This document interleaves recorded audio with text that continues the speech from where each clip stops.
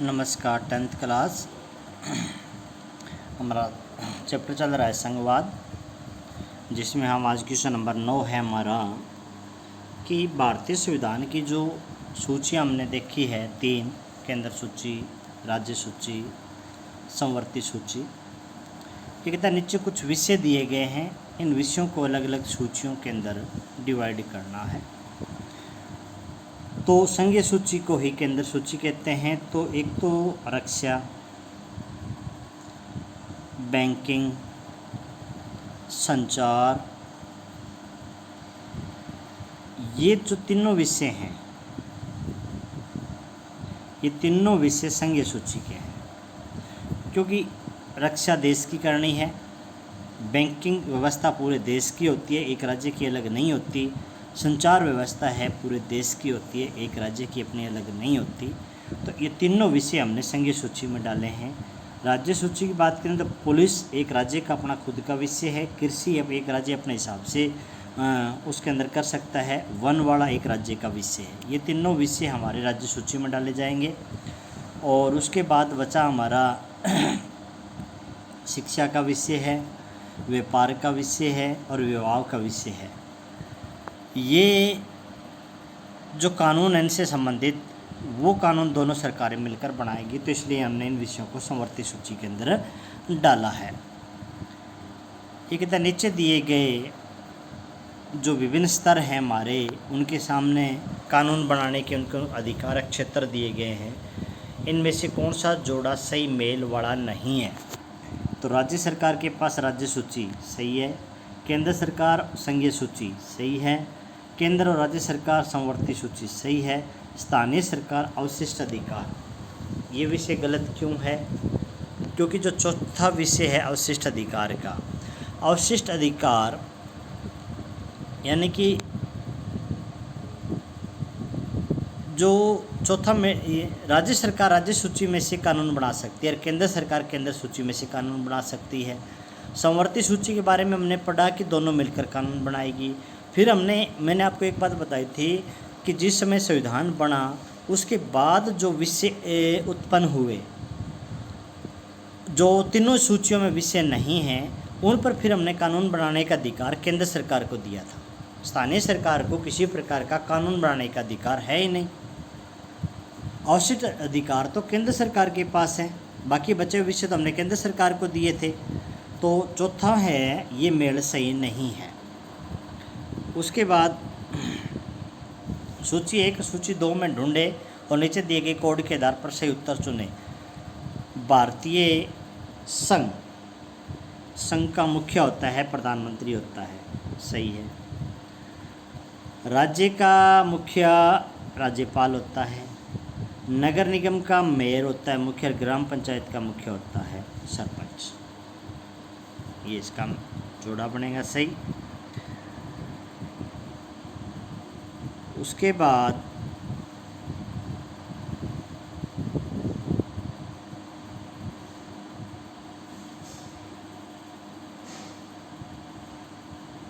Question number 12 है हमारा। पहला है संघीय व्यवस्था में संघ और प्रांतीय सरकारों के अधिकार स्पष्ट रूप से तय होते हैं। इनमें से सही बताना, तो पहला सही है, पहला सही है क्योंकि संघीय सरकार में तो संघीय सरकार या प्रांतीय सरकार के अधिकार स्पष्ट होते हैं संविधान में। वह भारत एक संघ है क्योंकि केंद्र और राज्य सरकारों के अधिकार संविधान में स्पष्ट रूप से दर्ज हैं और अपने अपने विषयों पर उनका स्पष्ट अधिकार है। तो दूसरा भी सही है, केंद्र और राज्य सरकार के संविधान में दोनों के अधिकार लिखे हुए हैं, दोनों को अपने अपने विषयों का स्पष्ट अधिकार है। श्रीलंका एक संघीय व्यवस्था है क्योंकि उसे प्रांतों में बांट दिया गया नहीं। श्रीलंका में एक केंद्र सरकार ही मेन है, श्रीलंका में केंद्र सरकार ही मुख्य है, राज्य सरकार को इतना पावर ही नहीं है। श्रीलंका में संघीय व्यवस्था नहीं कह सकते हम। भारत में संघीय व्यवस्था नहीं है क्योंकि राज्यों के कुछ अधिकार स्थानीय शासन की इकाइयों में बांट दिए गए हैं। नहीं, भारत एक संघीय शासन है क्योंकि संघीय शासन में कम से कम 2 प्रकार की सरकार होनी जरूरी है। तीसरी है तो ये तो और बढ़िया है, अगर स्थानीय सरकार को भी हम अधिकार देते हैं तो ये तो और बढ़िया है। ये तो संघीय सरकार का एक मजबूत ढांचा है। तो ये गलत है, भारत में संघीय व्यवस्था है। उसके बाद MCQ है, बेल्जियम में किस प्रकार की सरकार है? तो बेल्जियम तो संघीय सरकार है, एक केंद्र सरकार है, एक राज्य सरकार है और तीसरी सामुदायिक सरकार है। 3 प्रकार की सरकार है मान तो। श्रीलंका में एकात्मक है, एक ही सरकार है।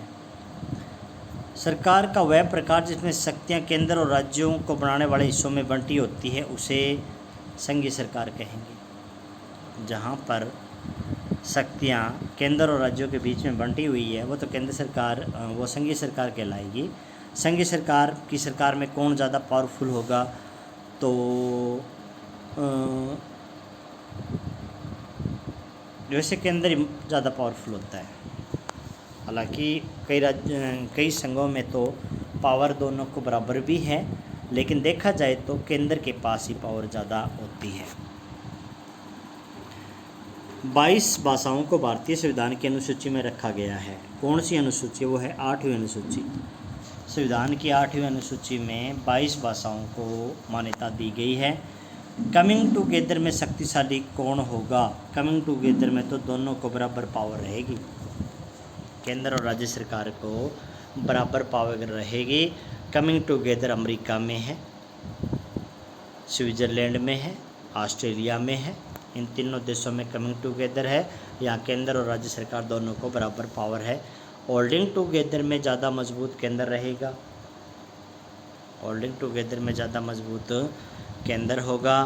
वह क्षेत्र जिसमें किसी के पास कानूनी शक्ति होती है वो उसका कार्य क्षेत्र या अधिकारक क्षेत्र कहलाता है।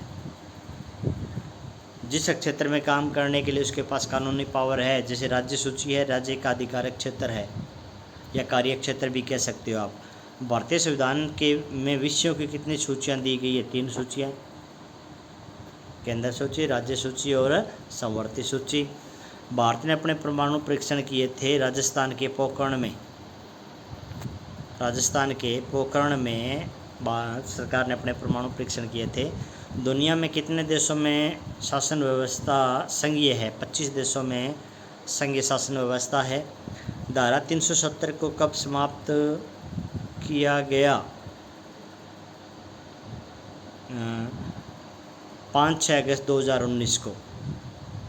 धारा 370 जिसके तहत जम्मू कश्मीर को विशेष अधिकार था, तो उस धारा 370 को ख़त्म करके अब जम्मू कश्मीर को और राज्यों के समान ही अधिकार दिए गए हैं।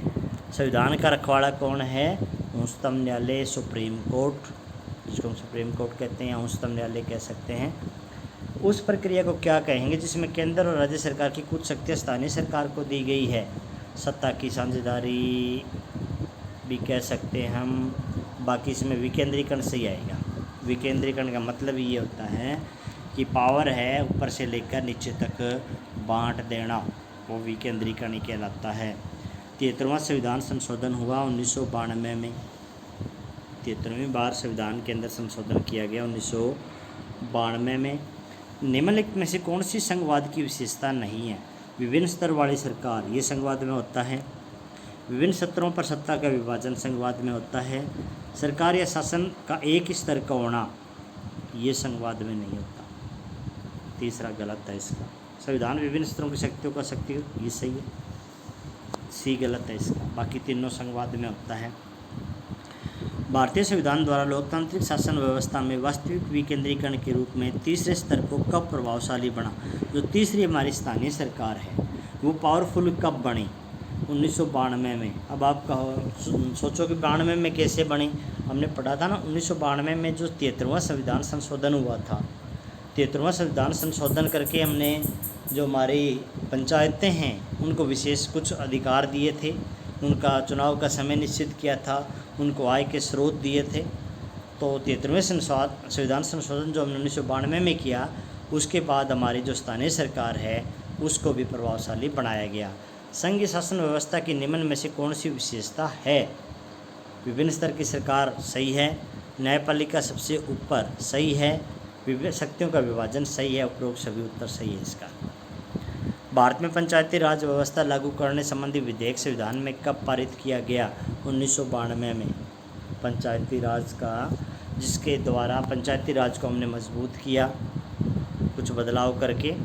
हिंदी भाषा बोलने वालों का प्रतिशत भारत में लगभग 40% लोग भारत में हिंदी भाषा बोलते हैं। राज्य पुनर्गठन आयोग की रिपोर्ट लागू की गई 1 नवंबर 1956 को।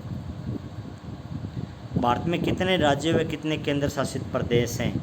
28 राज्य और 9 केंद्र शासित प्रदेश, क्योंकि पहले 7 होते थे। पीछे जब धारा 370 हटाई गई थी उसके बाद जम्मू कश्मीर को राज्य का दर्जे से ख़त्म करके उसके 2 केंद्र शासित प्रदेश बना दिए गए। तो अब हमारे 28 राज्य और 9 केंद्र शासित प्रदेश हैं। भारत की सरकारी भाषा कौन सी है? हिंदी।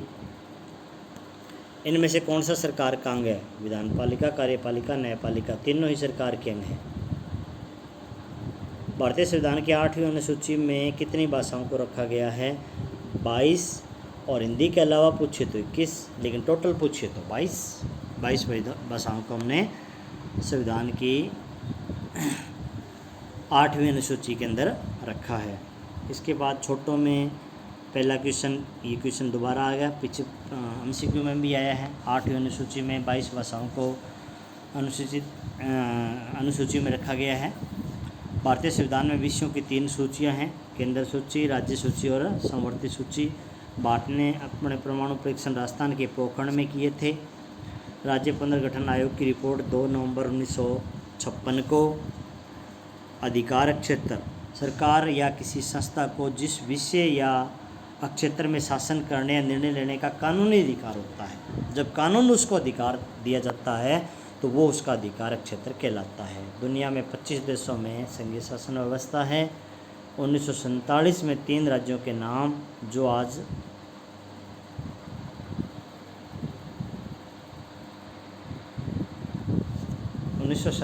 के 3 राज्यों के नाम जो आज बदल गए, असम, पंजाब और आंध्र प्रदेश।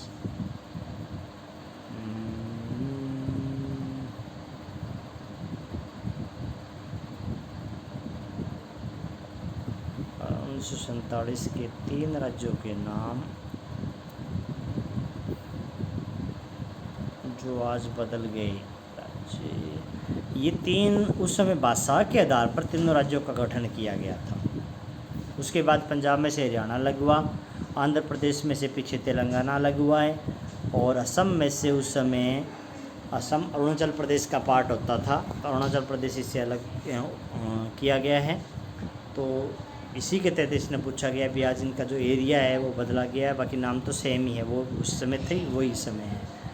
तो ये क्वेश्चन आप सारे MCQ वेरी शॉर्ट क्वेश्चन याद करोगे आप, और इनमें से 10 क्वेश्चन आपको राइट करने हैं। धन्यवाद।